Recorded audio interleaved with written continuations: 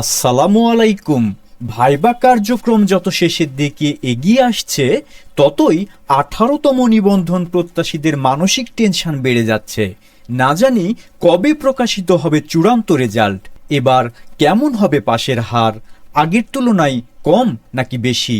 এই সব প্রশ্নের উত্তর পাওয়া যাবে রেজাল্ট প্রকাশিত হবার পরে। 18তম নিবন্ধনের রেজাল্ট আগের সব নিবন্ধন রেজাল্টের তুলনায় দ্রুততম সময়ের মধ্যে প্রকাশের সম্ভাবনা দেখা দিয়েছে। এর অনেক নমুনাও ইতিমধ্যে প্রকাশ পেয়েছে।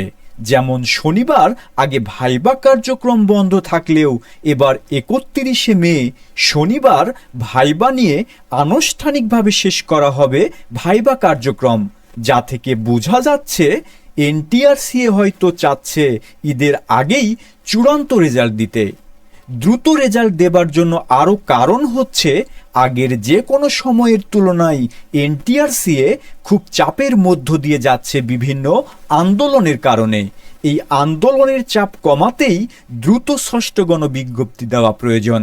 ভাইবা শেষ হওয়ার সাথে সাথেই নম্বর যেহেতু সার্ভারে আপডেট করা হচ্ছে, তাই বিভিন্ন সূত্র থেকে জানা যাচ্ছে যদি মন্ত্রণালয়ের অনুমতি দেয়, সেক্ষেত্রে জুন মাসের 4 তারিখেই প্রকাশিত হবে বহুল কাঙ্ক্ষিত 18তম নিবন্ধনের ভাইবা কার্যক্রম শেষে চূড়ান্ত রেজাল্ট।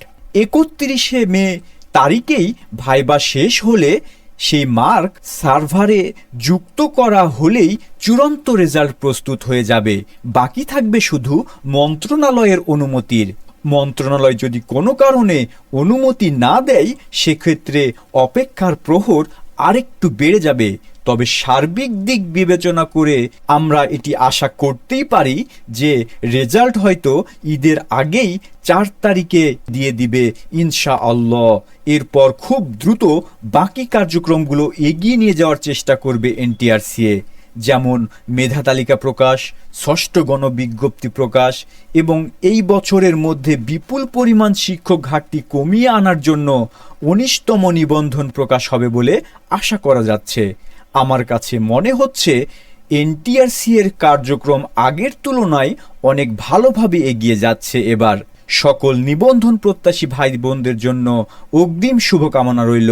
আল্লাহ সবার মনের নির্বাসনা পূর্ণ করে একটি চাকরির ব্যবস্থা করে দিন। এই শুভকামনায় শেষ করছি আজকের ভিডিও। ধন্যবাদ সবাইকে।